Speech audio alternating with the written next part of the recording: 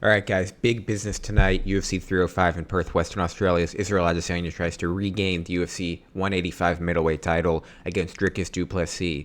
Some really, really good fights on this card. I'm going to be doing this for every single UFC card going forward. Apex cards, free cards, fight nights, pay-per-views, doesn't matter. So hit subscribe if you like gambling picks. This is your first time on my channel. Thanks for watching. So let's just get right into it. Let's start at the top of the card with Adesanya du Plessis. Get into the lines. This is a very, very tough fight to bet. I'm very, very mixed on it. Just going outside the lines first and just kind of thinking about who I like.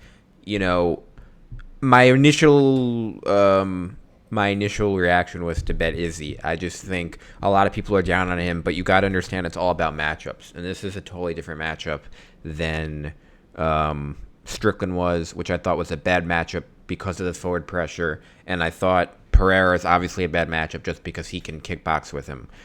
Du Plessis is really good, but he's more of like a brute force fighter. Which I think is a good matchup for Izzy because I think Izzy is way faster and can kind of piece him up and let du Plessis come forward and maybe catch him as he's coming forward.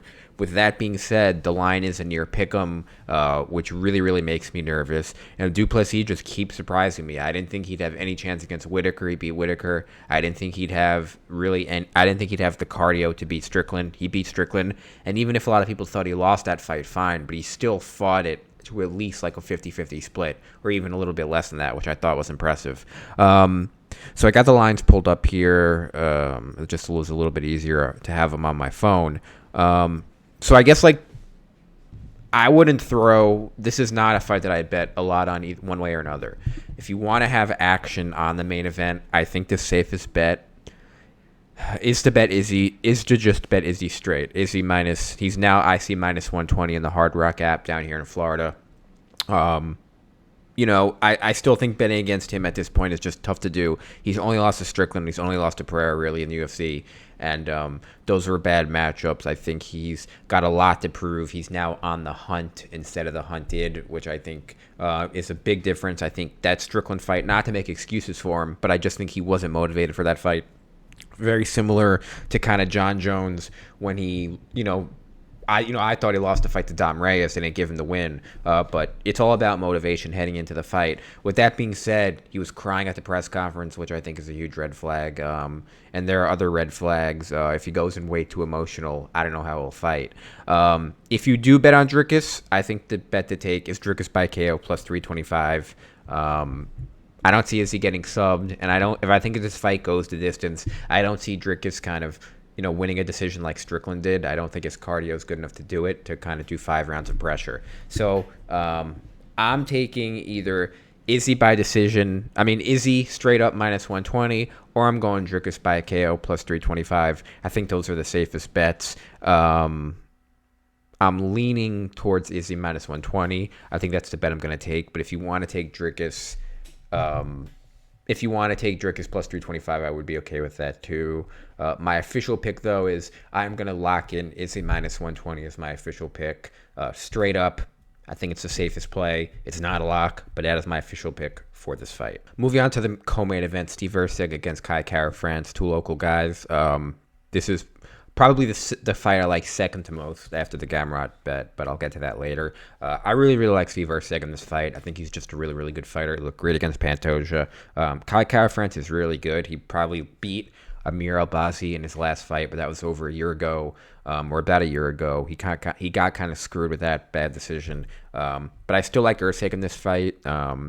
The line has shifted a little bit. I have Erceg at minus 180, which I like. And I also like Erceg by decision plus 130. I take either one of those bets. There's a chance he can finish him, but KKF is a very, very tough guy. So I think Erceg and Erceg by decision, it's a possible double bet play.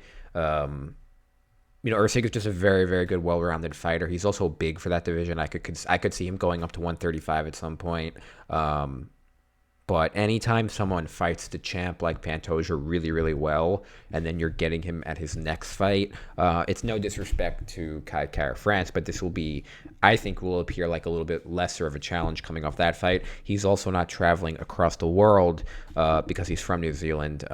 He's from Australia or from New Zealand? think no, Ursig is from Perth. He's from Australia.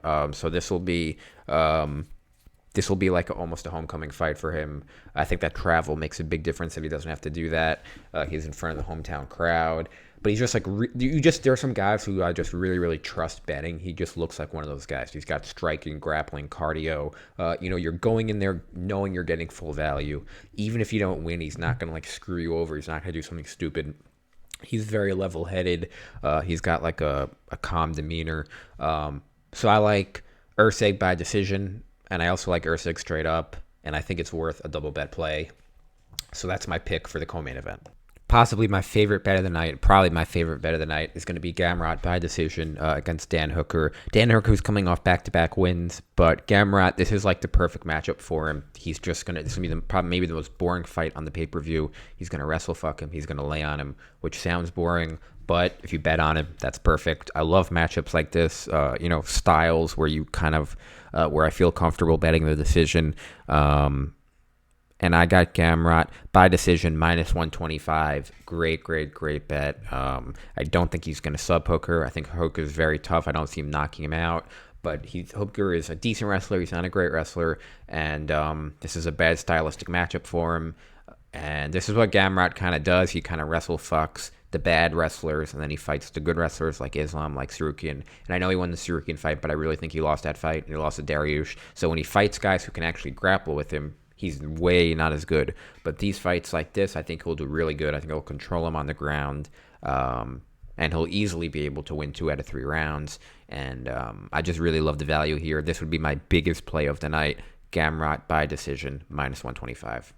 I'm officially off the Tai Tuivasa. I don't even say bandwagon, but I'm done even like thinking about betting on him. I'm taking Rosenstrike here by KO. This fight is not going to go the distance, and I think there's some good value on Rosenstrike by KO minus 160. One of these two guys is getting knocked out. It might not be in the first round, but it's a near lock, and Tuivasa just doesn't get better. I think Rosenstrike is a better kickboxer. He's going to, I think, could potentially chop him up with the low calf kicks. He's got a good jab, but he's just got power. He's lost some, Rosenstrike has lost some fights to better known guys, but then he kind of seems to, against some of the lesser guys, he seems to do well. He struggles with the guys like with the big physiques, like a Ngannou, but someone like Tuivasa, who is, let's be honest, is pretty fat, I think he could handle. So I like Rosenstrike by KO here. And I'm not, I'm not like, I don't want to say it's a lock, but I'm pretty confident in this pick. I think Tuivasa is on the last legs of his career. I don't think he's going to age well due to his physique and just being that heavy. And he doesn't really seem to ever kind of improve on it. He just kind of comes in swinging, and he's like gets into bar fights essentially in the octagon, and against a kickboxer like Rosenstrike. I think because of the way he's built, people don't really view him as a kickboxer, but he's a very good kickboxer. And I think he's just going to chop him up this whole fight until he finishes him. Going down the card, there's not a ton of fights that I like. Jack Jenkins, I think he's going to KO Herbert Burns badly, but unfortunately, the odds are so steep. But if you want to lay money on like not a big favorite, but if you want to like lay money on a KO for the prelims, I'd do it on Jenkins by KO, maybe even pick a round to get some decent value. And then Luana Santos, I would take over Casey O'Neill. Casey O'Neill coming off back-to-back losses. Luana Santos hasn't lost yet in the UFC. It's only been 3 fights, but I think there's a momentum difference there. And for minus 150, I think women favorites are winning at 72% of a clip this year. So I like this fight a lot. So that's my preview of UFC 305. Thanks, guys, for watching. Like I said, subscribe to my channel. I'm going to be doing this for every single UFC card going forward. Getting you some picks, getting you some content. So thanks, guys, for watching. I hope you enjoy the fight. And as always, I'll see you on the next one.